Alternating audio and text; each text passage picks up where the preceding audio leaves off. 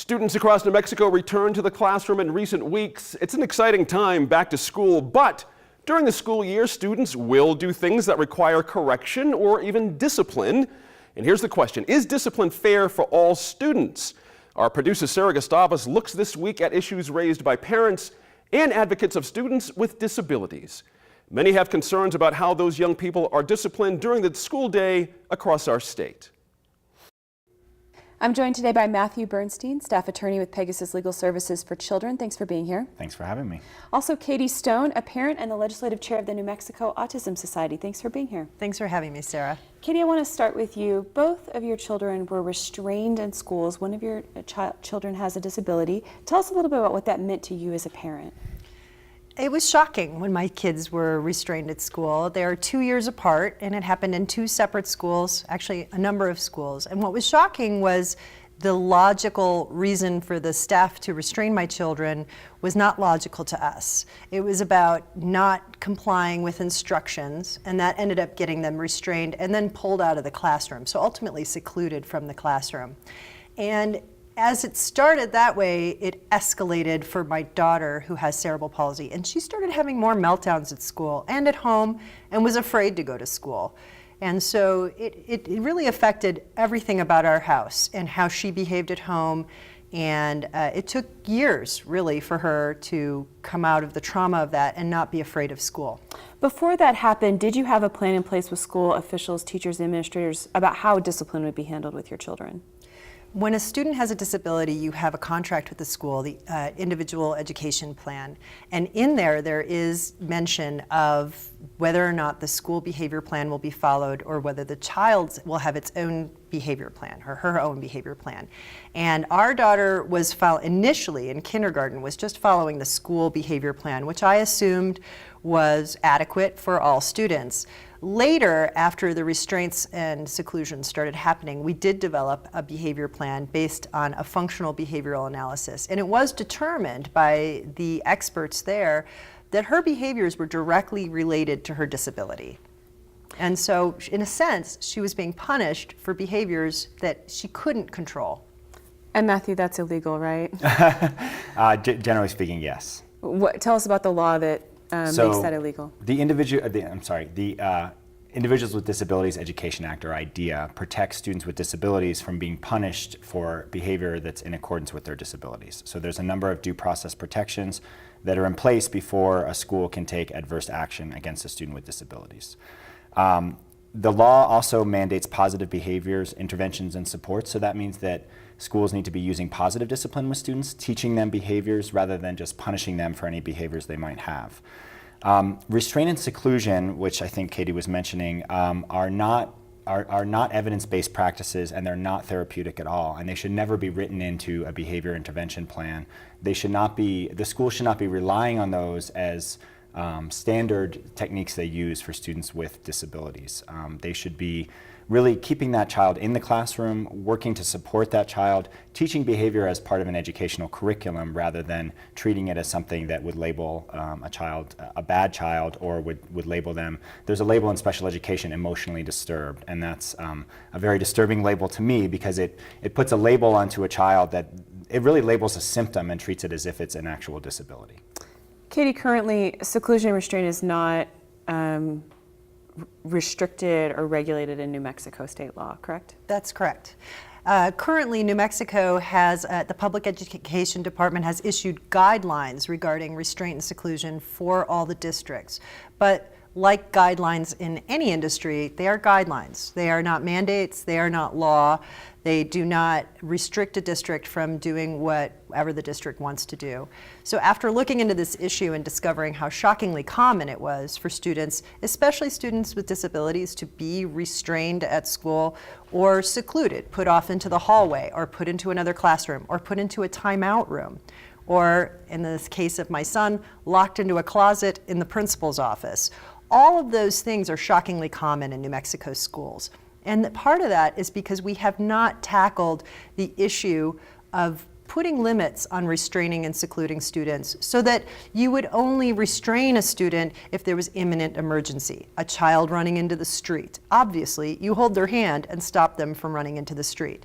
But a child who is having a meltdown, a 5-year-old in a kindergarten classroom, it doesn't help the behavior to put hands on that child or to drag that child into the hallway. In fact, what we know about restraining students is that the behaviors that precipitated the need for restraint will not be lessened by doing a restraint. In fact, those behaviors will increase. You said what we know. What do we know? I mean, the research, who's saying that that's not effective? There is a lot of research about the use of restraint on children. And what we do know, as Matthew has pointed out, it's not evidence-based in terms of something that can cause a positive outcome for that student. And that is information that comes from pediatricians and from therapists and from guidance from the federal government's Department of Education. There's currently a mandate in the new Every Student Succeeds Act, which is the No Child Left Behind Act that was just signed into law this last New Year's by President Obama, that requires states to have rigorous policy around restraint and seclusion, to put limits on restraint and seclusion, because it is a national problem. It is not just a New Mexico problem, although I would argue because we have no statutory limits, we see the worst of the worst here. Matthew, you were a teacher before you were an attorney. Does that give you a different perspective on this issue?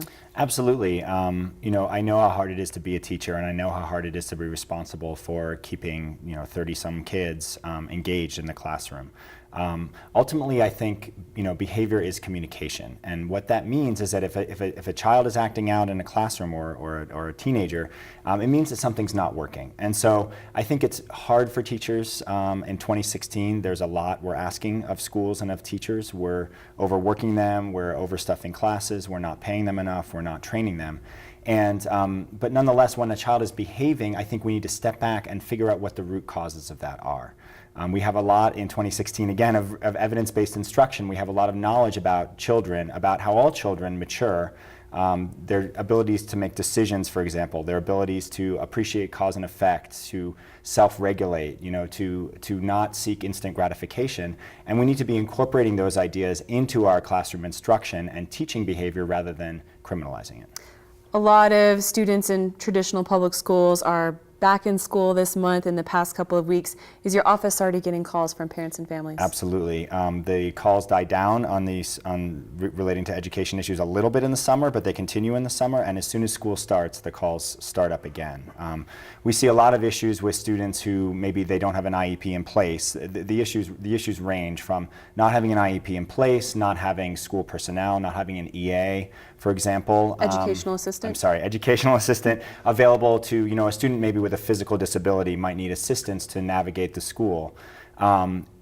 It ranges from that to, my child doesn't have a licensed special education teacher, to my child has already been suspended, in the first week of school for certain behaviors. And, parents are, I think, special education law is very complicated and disability is very complicated, and you overlay those on top of the resource overburdens that we've already discussed, and it leads to a very complex system. And parents, I think, often don't know where to go for help, and so they reach out, and I think it's a lot about a self-education process.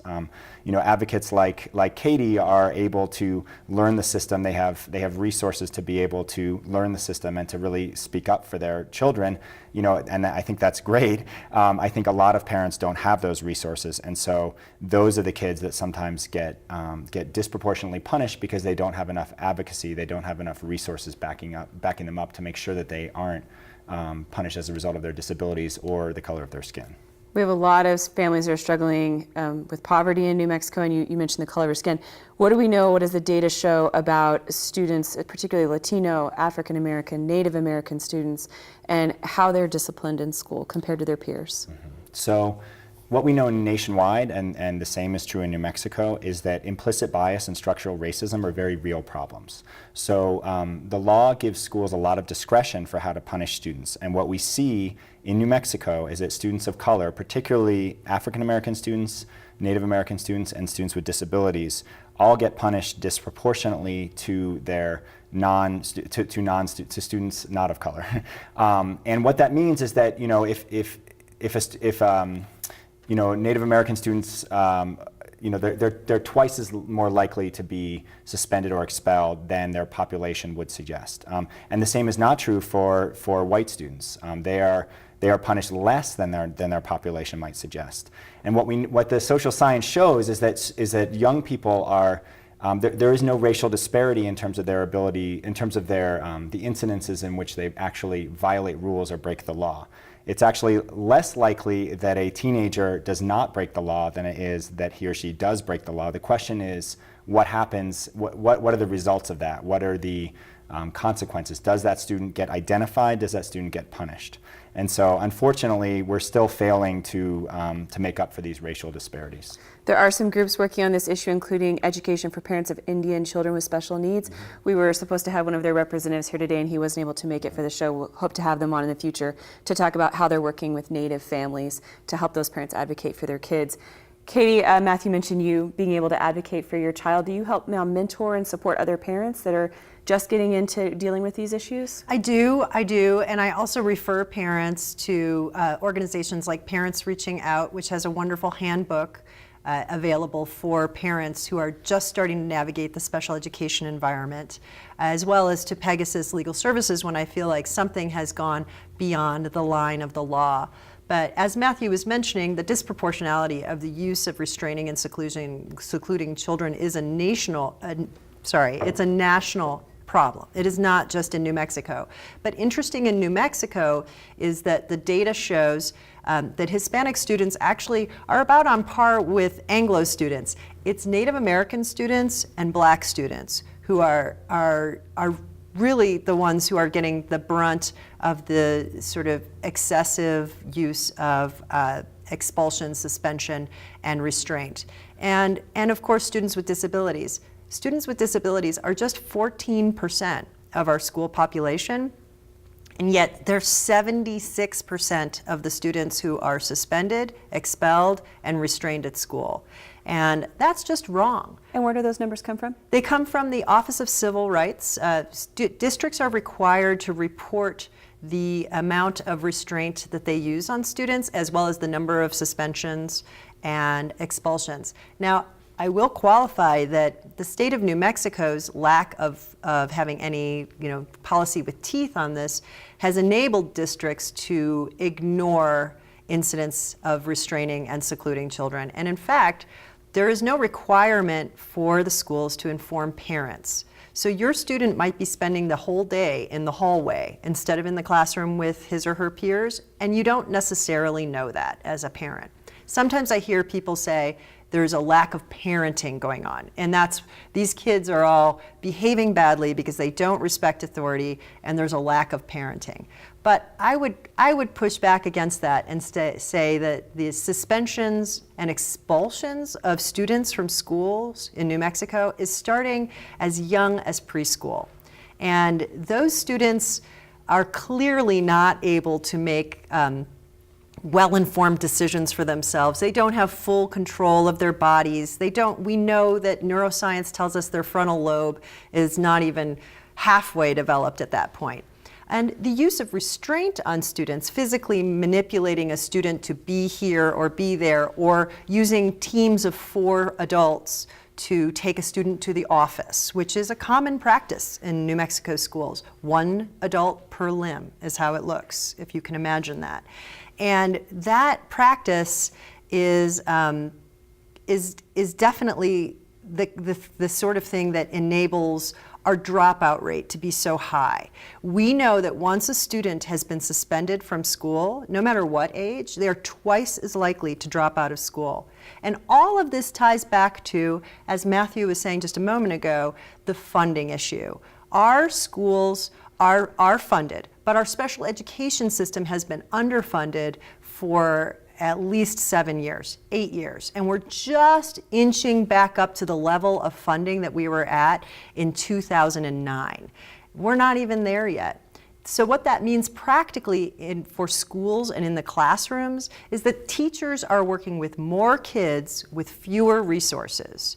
And there are fewer referrals to special education evaluation services. So kids aren't getting netted as quickly as they need to be netted.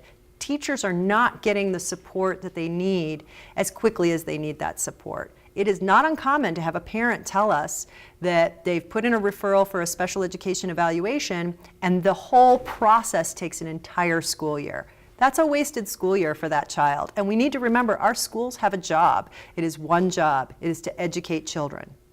And I just wanted to say our public education department also has a job, which is to be supporting schools. So I think before we go and say it's the parents' fault, which I think is often a knee-jerk reaction to almost any problem we face, we should be looking at our leaders and at our systems. And I would like to know is the public education department doing what it could do to support schools? Because again, I was a teacher and I know how hard it is. And we don't just want to be putting this onto teachers either. We ask a lot of them already, but they need the training and the resources that they deserve to be able to support these students.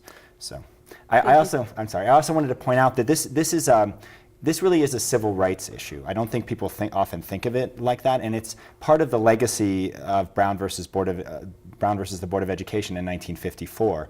You know, in 1988, in another Supreme Court case, Thurgood Marshall, you know, who was one of the lawyers in Brown versus Board of the Education in 1988, he was on the Supreme Court, and that's the year when the Supreme Court found that students with disabilities shouldn't just be unilaterally excluded from school. So that legacy continues today. The Individuals with Disabilities Education Act was ratified because there were over 1 million students with disabilities who were just completely not in school at all.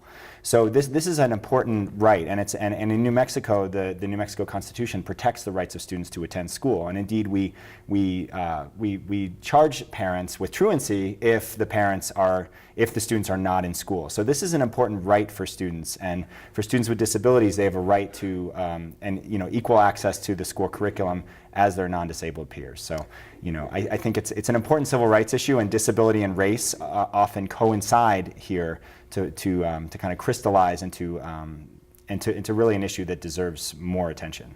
Absolutely, and this is the beginning of the conversation here on New Mexico in Focus. We'll certainly return to this. Thank you for being here this week. Thank you. Thank you for having us.